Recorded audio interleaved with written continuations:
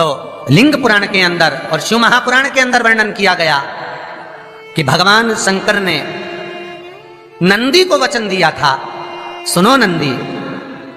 शंकर भगवान से नंदी कहता है हमारा भरण पोषण कैसे हो। शंकर भगवान कहते हैं नंदी मेरे शिवलिंग पर यदि, कई लोगों को थोड़ा ध्यान दीजिएगा, है बहुत कथा पर बहुत ध्यान देना, शिव महापुराण की कथा है, बार बार ऐसी कथा नहीं मिल सकती आपको। सुनोगे आप अपनी जगह पर, बहुत वक्ता हैं, बहुत प्रेम से बांचते हैं, पर जो कथा रसतत्व से आपको मिल जाए उसको ले लीजिए महाराज। कोई वस्तु, कोई भोजन आप बनाकर लेकर गए हो, कोई पकवान आप बनाकर लेकर गए हो, कोई फल लेकर गए हो, यदि शिवलिंग पर वो पकवान, वो मिठाई, वो फल टच हो गया तो वो खाने के योग्य नहीं रहता, वो घर पर लेकर मत आना, मंदिर में ही छोड़कर।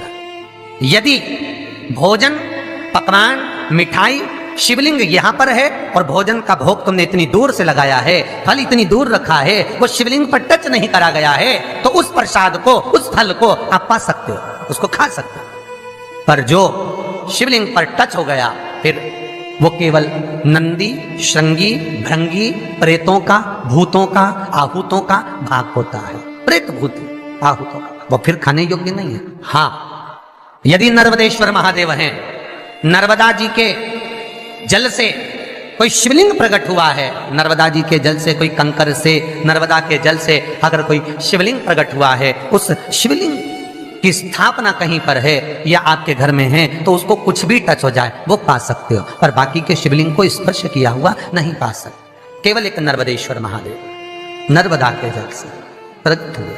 कई लोग पूछते हैं ये सांप है कौन, ये सर्प है कौन, तो उसको बताओ ये भगवान शंकर के गले में जो एक सांप पड़ा हुआ है ये भगवान विष्णु हैं। और शंकर भगवान के सिर पर जो जटा में सांप दिखता है, वो हाथ में सांप बंधे रहते हैं, वो दो हाथों में, कमर पर, सिर पर, केशों पर जो सांप 5 नजर आते हैं वो, तो बताओ ये शंकर भगवान की 5 लड़कियां हैं, जया, विषहरा, शामली बारी, दो तली और देव। ये 5 लड़कियां भगवान शंकर के इर्द गिर्द घूमती हैं, आस पास भ्रमण करती, सभी ये शिव की बेटियां भगवान शंकर के साथ भ्रमण करती हैं। 5 जया, विषहरा, शामली बारी, दो तली और देव, ये जो 5 पुत्रियां थी शंकर भगवान की, ये वासुकी को दी गई थी महाराज, क्योंकि ये सर्प की योनि में थी, इसलिए ये वासुकी नाग को प्रदान करी गई थी। वासुकी नाग कौन सा? जिसने मंथन कराया। वासुकी नाग कौन सा? जिसके फण पर पूर्ण पृथ्वी विराजमान है। वासुकी नाग कौन सा? जो निरंतर देवताओं के हित के लिए कार्य करता रहता। एक पान के पत्ते के ऊपर, मात्र पान जानते हो, वो खाने वाला जो पान करता है उसका पत्ता, पान के पत्ते के ऊपर जो चंदन से शंकर के नाम, पार्वती का नाम और ब्रह्माणी सरस्वती का नाम लेकर शिव को समर्पित कर दे महाराज, उसकी भी तिथि बताइए, बड़ी सुंदर है। जब रवि का पुष्य योग पड़े, रवि पुष्य नक्षत्र हो, रवि का पुष्य योग पड़े, उस समय पान के पत्ते पर चंदन से शंकर, पार्वती और सरस्वती का स्मरण कर कर जो शिवलिंग के ऊपर उस पान के पत्ते को चढ़ाकर 5 बेलपत्र, 3 समी पत्र समर्पित कर देते हैं, उस बच्चे से चढ़वा देते हैं, वो बच्चा कभी पढ़ने में कमजोर नहीं होता, विद्या में बढ़ता ही बढ़ता है।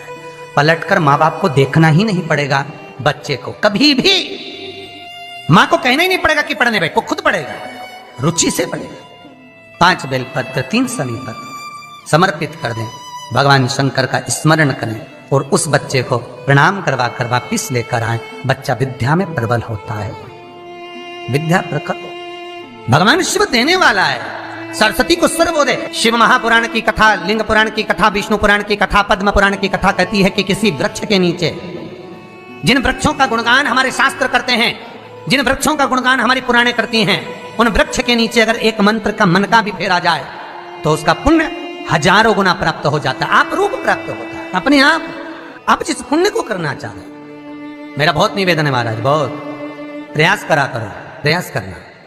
अगर हाथ के मनके की माला भी नहीं हो और किसी पीपल के पेड़ के नीचे 15 मिनट बैठने का मौका मिल गया, आंवले के वृक्ष के नीचे 5 मिनट बैठने का मौका मिल गया, किसी आंवले के वृक्ष के नीचे 5 मिनट बैठे हो, ओम नमो नारायण का मंत्र का स्मरण कर लो, ओम नमो भगवते वासुदेवाय का जाप कर लो, बस उसका फल 4 गुना 1000 गुना प्राप्त हो जाता है।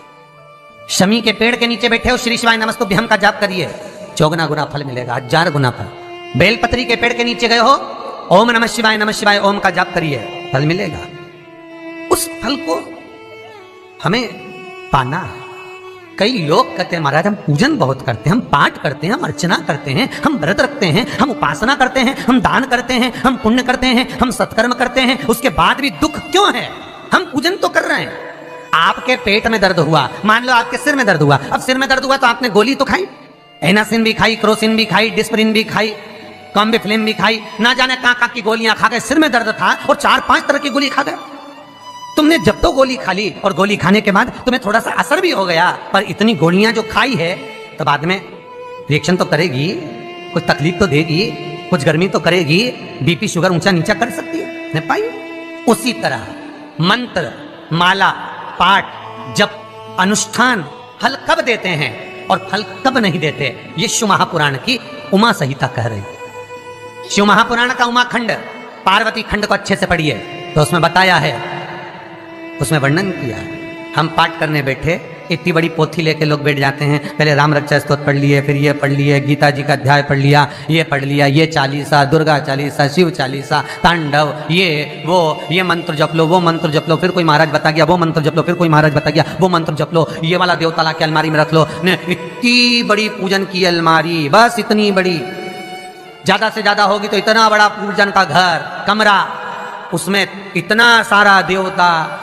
रामेश्वर गई तो उनको ले आई, जगन्नाथ जी गई तो उनको ले आई, द्वारका गई तो उनको ले आई, वृंदावन गई तो उनको ले आई, महाकालेश्वर गई तो उनको ले आई, सारा देवी देवता वहीं बैठा, पितृदेव, ये देव, कुल देवी, शंख देव, घंटी देव, दिया देव, सब उसी में, गणेश जी, शंकर जी, हनुमान जी, राम जी, सब भरा बड़ा। और पूजन करने सुबह से आई, सुबह से इतनी सी शक्कर लाई कटोरी में, इतनी सी शक्कर कटोरी में, भगवान को नहला धुला के कटोरी धर दी। इतनी बड़ी अलमारी में सारा देवता ऐसा कसा कसाया बैठा है, सारा देव। तीर्थ करने फिर गई तो गणेश जी शंकर भगवान से बोले पिताजी फिर जा रही है। शंकर भगवान बोले बेटा खसक के बैठो, फिर पकड़ के लाएगी किसी को, खसक के बैठ, फिर लाएगी किसी, फिर ले आई, फिर रख दिया। पूजन करने आई, कलश रख दिया, मंदिर में ही ढुल गया, भगवान पूरा गीला हो गया। गणेश जी शंकर जी से बोले पिताजी पूरा गीला करके चली गई। शंकर भगवान बोले बेटा तो कल ही आएगी, दिया लगा के गई तो गीले में बैठो, अब नहीं आने वाली। और ध्यान देना साहब, इस कथा को आपके ऊपर लेकर समझाया जा रहा है, क्योंकि शिव महापुराण की कथा कहती है कि आप जो मंत्र जप रहे हो, आप जो माला जप रहे हो, आप जो साधना कर रहे हो, आप जो पाठ कर रहे हो, वो आप पर असर कर रहा है कि नहीं कर रहा है, वो आपको समझना है। राम रक्षा स्तोत्र का पाठ करो तो पहले हनुमान चालीसा पढ़ो, फिर राम रक्षा स्तोत्र करो। शिव चालीसा, दुर्गा चालीसा, गणेश चालीसा, हनुमान चालीसा, गायत्री चालीसा, इन 4-5 चालीसा को एक साथ कभी नहीं पढ़ना। एक चालीसा यदि आपने पढ़ ली है शुरू में, तो पाठ पूरा होने के बाद जब उठने की तैयारी हो तब दूसरी चालीसा पढ़ दो, बाकी की चालीसा भले आप बाद में पढ़ दो। पर एक साथ 4 चालीसा का पाठ नहीं होना चाहिए। पाठ करने बैठे हो, किसी एक मंत्र की माला जप रहे हो, ओम नमः भगवते वासुदेवाय जपा, या शंकर जी का मंत्र जपा, या गुरु का मंत्र जपा, या ये मंत्र जपा, या वो मंत्र जपा, उस मंत्र को जपने में बीच में कुछ गैप होना चाहिए। एक साथ रट्टा मार पे ओम नमः भगवते, ओम नमः भगवते, श्रीमन्नारायण श्रीमन्नारायण, ओम नमः शिवाय, ओम नमः शिवाय, फिर ये जप लो, वो